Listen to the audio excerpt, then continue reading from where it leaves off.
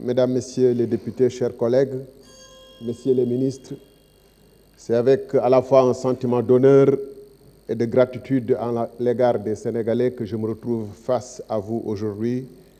Et je souhaite pour nous tous, ainsi que pour le Sénégal, que cette législature soit une législature marquée pour le progrès et que les autorités en charge actuellement du pays réussissent parce que nous sommes au pays au bord de la rupture et que nous ne pouvons pas davantage souffrir d'autres retards ou d'échecs.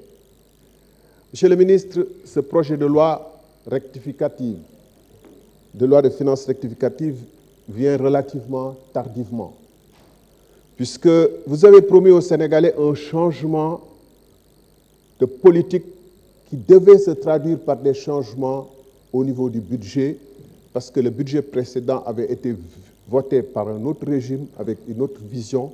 Et on s'attendait que dès les premiers mois de votre accession au pouvoir, que les orientations et le fameux projet que vous avez promis aux Sénégalais se traduisent dans le budget et que les projets soient immédiatement mis en place pour que, le plus tôt possible, un autre visage du Sénégal s'esquisse. Ceci étant, puisque nous sommes en train d'examiner ce projet de loi de finances rectificative, je me permets de noter des situations assez curieuses. Ainsi, pendant que les recettes baissent de manière importante par rapport à la loi de finances initiale, 840 milliards, dans le même moment, les dépenses augmentent, ce qui est totalement paradoxal. Parce que pour le coup, vous creusez le déficit de plus de 1500 milliards de francs CFA, alors même que le déficit du Sénégal était abyssal. Monsieur le ministre, dans un contexte international où les gens sont à la chasse contre le déficit, essayer de trouver le budget équilibré, cette situation interpelle le technicien que vous êtes. D'autant plus que ce déficit ne s'explique pas par des investissements tournés pour augmenter la capacité de production du pays. Et on en a vraiment besoin, puisque la campagne électorale agricole vient de le montrer, mais également notre école, notre université qui traverse des crises actuellement, prouve à suffisance que les ressources doivent être virées vers l'amélioration de l'avenir. Or, que constatons? Nous constatons un déficit qui sert essentiellement à subventionner de la consommation au ménage, l'électricité. Vous me direz, c'est un débat, j'ai été ministre de l'énergie, que la subvention à l'électricité pourrait avoir un sens, mais dans un contexte moyennant. Mais ce déficit est tellement important et le plus paradoxal, c'est que pendant ce temps, vous continuez à garder une nomenclature de l'administration où il y a des agences pléthoriques qui ne servent à rien.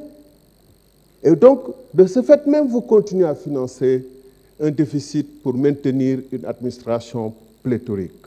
Je ne dis pas une administration politique, je dis des agences qui n'ont aucun sens. Si le temps le permettrait, je pourrais donner des exemples saisissants.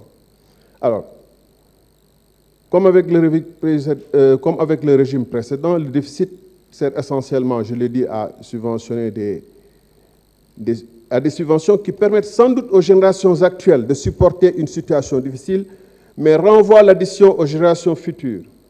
Vous avez fait le choix de ne pas rationaliser les agences.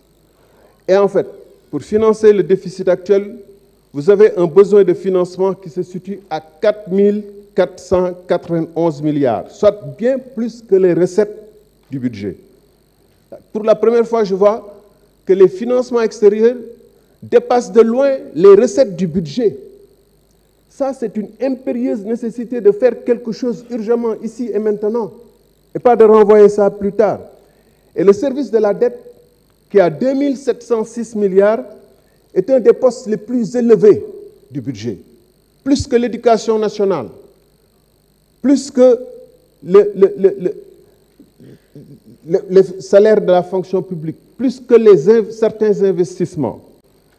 Mes chers collègues, quand on nous demande de recourir à des emprunts de 4 400 et quelques milliards, notre responsabilité de contrôle des actions du gouvernement nous demande de voir dans quelles conditions ces emprunts sont faits. Quelles sont les commissions qui les touchent? Merci.